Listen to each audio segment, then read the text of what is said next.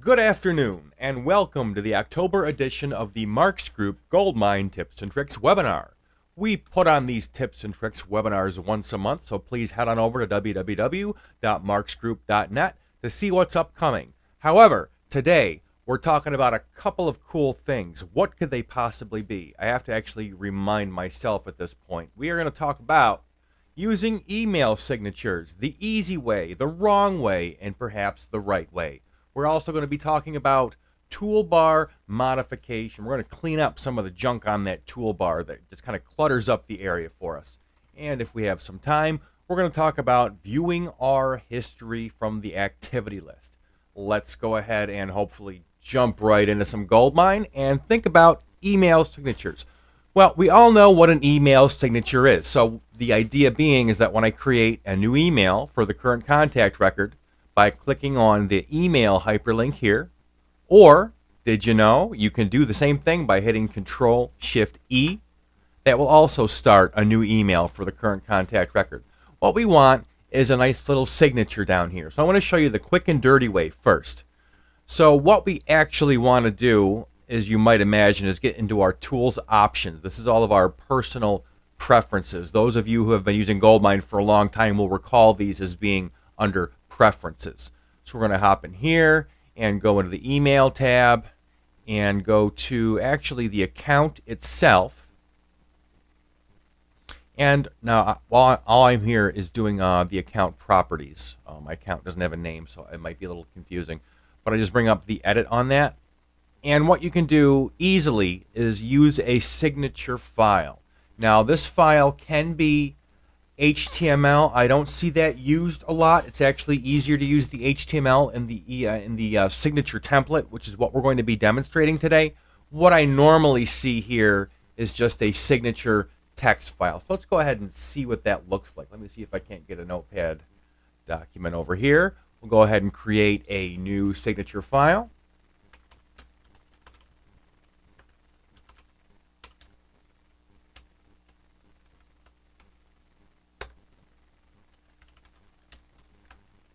So you get the idea. We just want a little blurb there. And we're going to save this, and we're actually going to save it into one of my many labyrinthine voluminous GoldMine folders on this geek computer. There we go. There's one.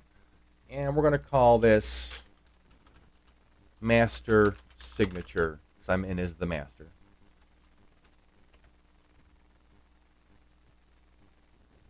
Save that, and now we should be able to go over here and actually browse for it.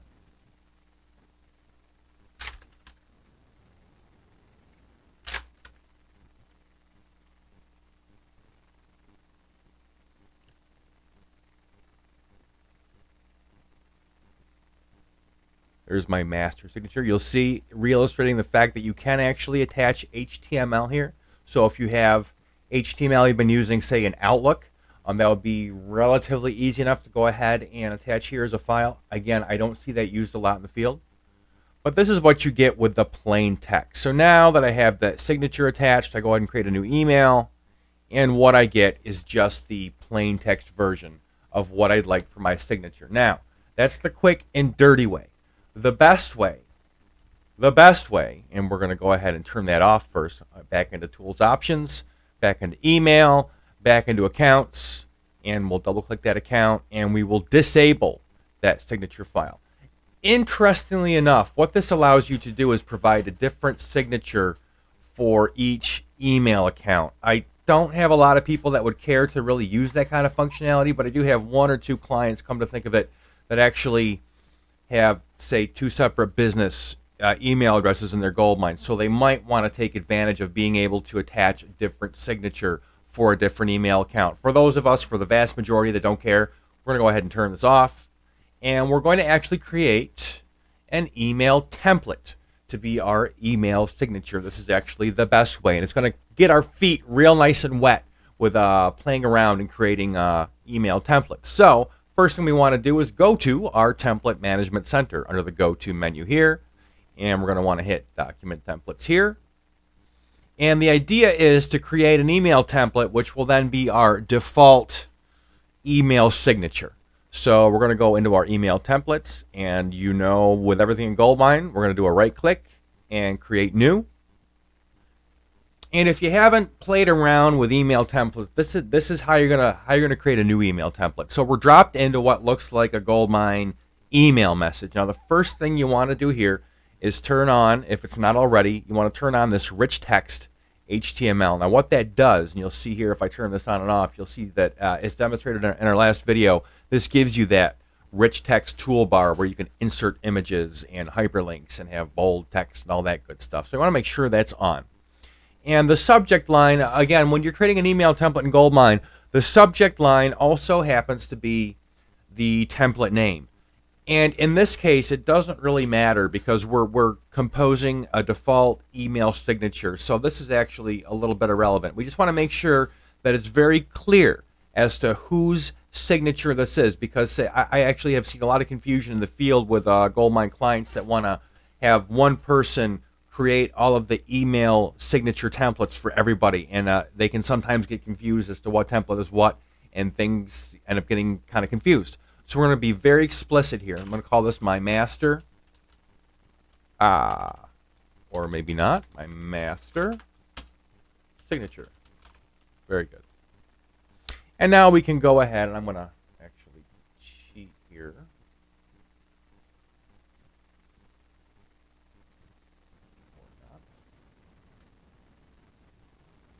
With me, guys. There we go. There's my mouse. Okay, so we're going to go ahead and put in the same kind of signature, but now we can use all of our really nice rich text font tools. So I'm a Times New Roman guy myself, as a matter of fact. So let's go ahead and select that. And that looks a little small to me, so we'll go ahead and make that a little bigger, maybe a little too big. Oops. There we go.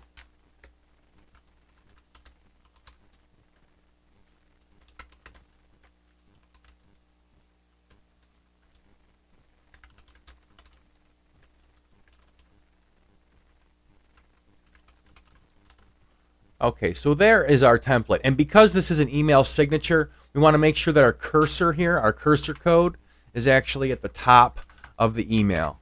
And there we go. And what we also want to do, when you're playing around with fonts in your email templates, do yourself a big favor and make sure you change the font of this cursor code as well. Because what would happen otherwise is that this is a nice Times New Roman, but if this was still in the default, being that Sergo UI or whatever you want to call that, when you start to type in that email, it'll be in the wrong font. It'll drive you nuts. So, and I'll probably insert my own foot in my own mouth here in a minute. But anyway, you just want to make sure that your default font is also set on the first line of the template. We'll go ahead and save that bad boy. Now we have a master signature. So now the idea is to make this our default email template or our default email signature. The way we're going to do that is through right here. I was actually about to head back to Tools Options, but that would have been stupid. What we actually want to do here is set them up via our email templates, via our document center. So it's easy enough. We're going to right click on our template and set as default, blah, blah, blah. That blah, blah, blah being new message, reply, or forwarding message. I'm a bit of a severe guy here. I actually choose it for everything. Use as you'd like. I find that when you forward things, sometimes it tends to be a little much to have the signature keep on stacking down there at the end, but I just want to show you how everything looks. So we have our default new message for the signature, our reply, and also the forward. Now that should be all set up. So now if we go to a contact record and create a new email with my super secret Control-Shift-E, there we go. There's my lovely signature. Of course, any kind of images you add in line will show up as well. And now if I click down in here, oh, my font is a little whack. So again, you have to be a little careful of that when you change the fonts in your email template. So let's see if I can fix that. Again, the problem is when I start typing here, this is a different font. So let's see if we can't fix that. That's a good question. We're going to go back into our email template, and we're going to right click and edit. And we'll see if we can't just select everything. Can we do that? And just set the font? Maybe not. So we're going to set it here. You see how the font is changing as I click around. I kind of want that to not be Times New Roman. So how are we going to do this? Can I do something like this? Like copy a couple?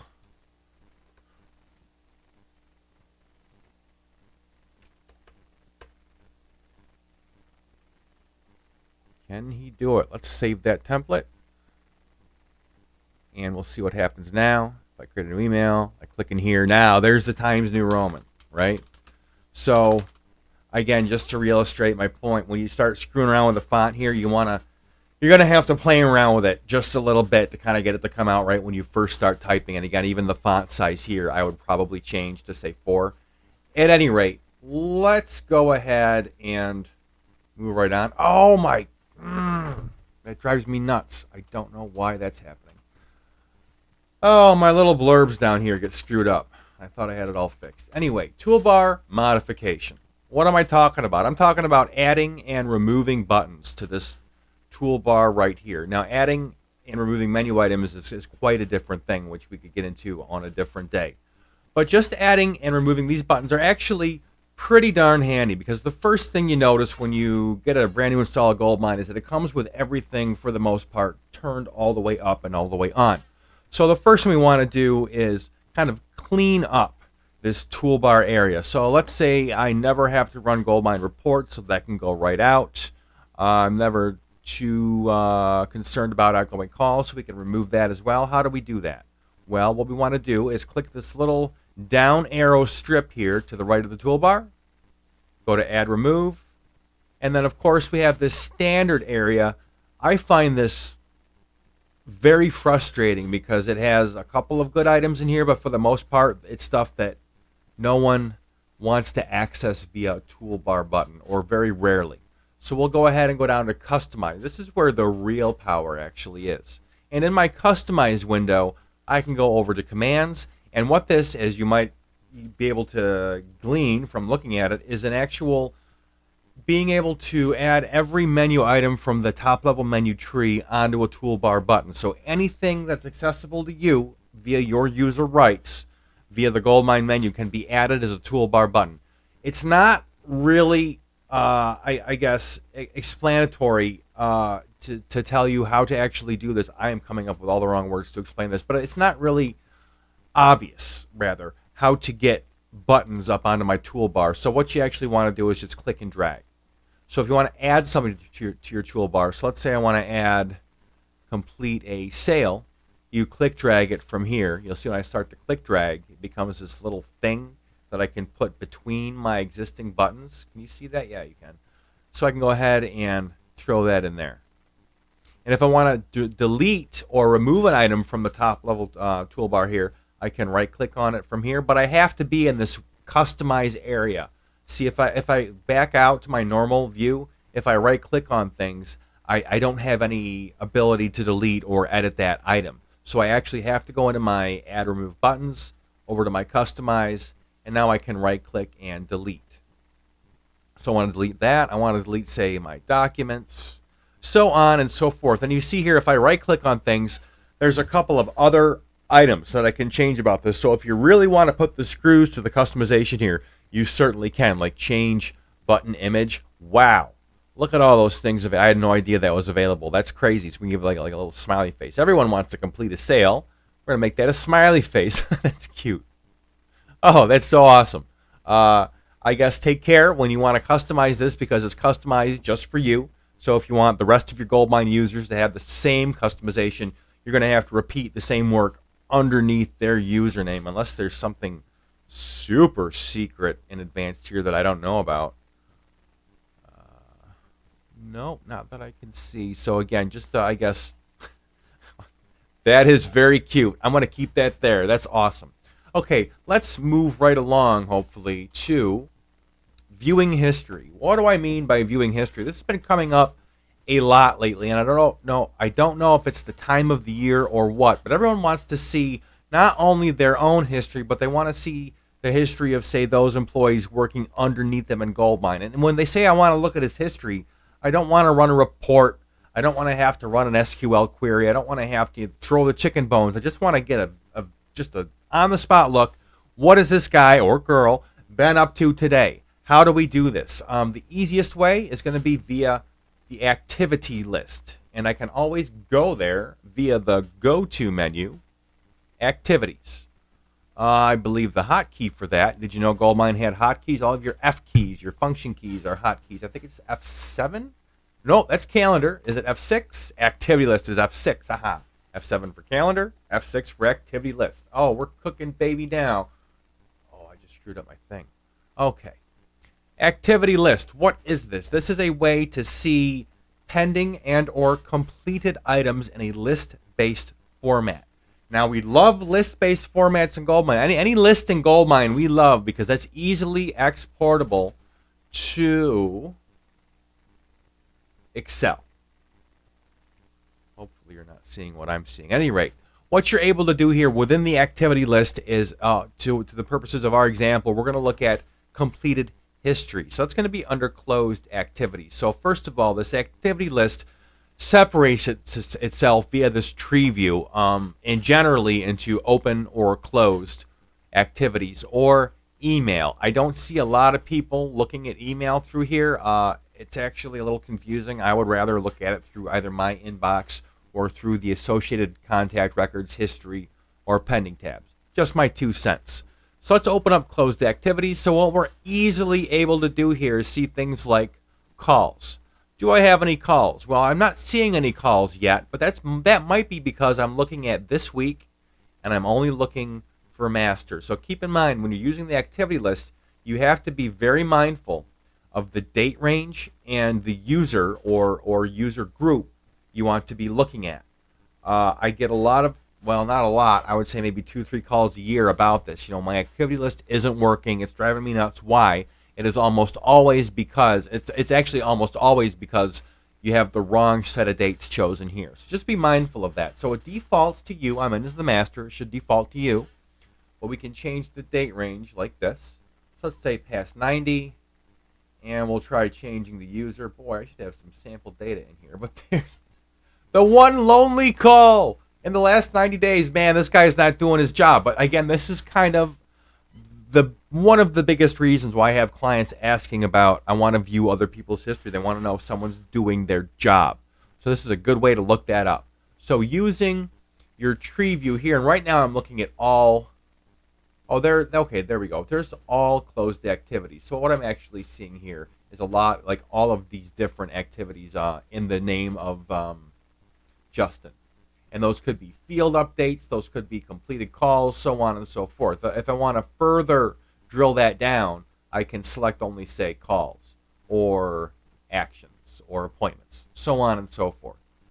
Again, the nice thing about the activity list is the ability to always right-click and output to Excel. That's going to come up in my other window. And let me just drag that on over. And what you get is something that should look a little like this. Now, it doesn't give you maybe all of the detail that you'd like to have on a report. Say, for example, like the notes aren't there. Things like that might be important to you. But as a general ad hoc reporting tool, the activity list works pretty good. I need to stop clicking on that in my preview window. Okay. So, and again, this is also a nice way to look at open activity to see kind of what's out there. One of the biggest, most classical issues I see with GoldMine in the field are a million, bazillion, trillion open activities that never get completed. So this would be a nice way to kind of see what is pending out there for all kinds of different users. Those are actually clients, so I'm actually going to hide that so we don't have to look at that. But you get the idea. So you can actually see in a list-based format, whereas the calendar, even though you can see completed activities on the calendar, you can only see them if you're looking at the correct day. There can be a lot of shuffling about. So again, that is the activity list. Don't forget that it's there. It's really not used a lot, I guess, as much as I would like to see in the field. It's kind of one of them unsung heroes of GoldMine. So we are just about out of time for today. Again, I would love to know what you guys are struggling with in the field. I know, what do you love? What do you hate? What would you like to see? What would you like to see more of? What would you like to see less of? Can you hear my chair squeak? I'd love to know that as well. So let me know. Justin at marksgroup.net. And thanks so much for joining, and have a, oh my God, have a great day.